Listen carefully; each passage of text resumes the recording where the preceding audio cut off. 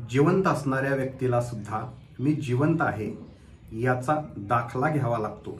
माहिती आहे का तुम्हाला? आपल्या महाराष्ट्रामध्ये नवे देशामध्ये जो व्यक्ती जिवंत आहे परंतु रिटायर्ड होऊन तो पेन्शन घेत आहे त्याच्यासाठी हा दाखला लागू असतो। आणि वैशिष्ट्य म्हणजे या व्यक्तीला स्वतःला जाऊन तो दाखला घ्यावा लागतो की हे बघा मी स्वतः जिवंत आहे आणि मला जिवंत असल्याचा दाखला द्या, जेणेकरून मला प्रशासनाला पर्यायानं मला बँकेला हा दाखला जमा करायचा आहे।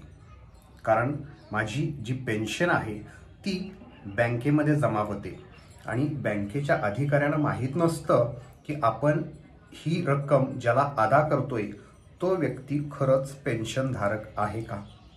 कारण अशी काही प्रकरणं सरकारच्या लक्षात आली आणि त्याच्यामुळं ही सिस्टीम, ही योजना लागली।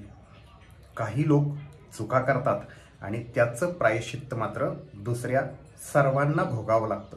एकामुळे अनेकांना भोगावं लागतं। तर जिवंत असलेल्या व्यक्तीला मी जिवंत आहे असा दाखला घ्यावा लागतो। किती शोकांतिक आहे।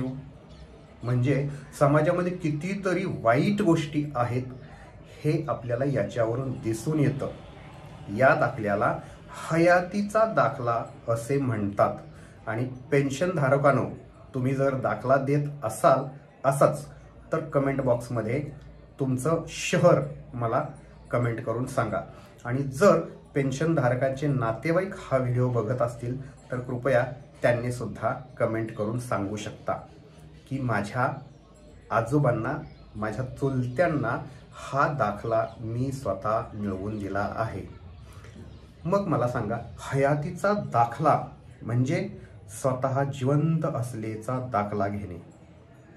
अशीच नवनवीन माहिती मी घेऊन येत असतो आणि ही जर माहिती तुम्हाला उपयोगी वाटली असेल, नवीन वाटली असेल तर माझा यूट्यूबवरचा चॅनल सबस्क्राईब करा आणि हा व्हिडिओ जास्तीत जास्त लोकांपर्यंत शेअर करा। कारण तुमचं असंच प्रेम माझ्यासोबत राहू द्या आणि मी तुम्हाला अशीच नवनवीन माहिती देत जाईन।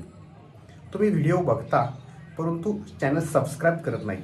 कृपया मी खूप प्रयत्न करतो आणि अभ्यास करतो आणि खूप कष्ट घेतो म्हणून हे व्हिडिओ अस्तित्वात येतात। तर कृपया तुमचं प्रेम राहू द्या। चला पटपट हा चॅनल सबस्क्राईब करा आणि आजच्यासाठी धन्यवाद।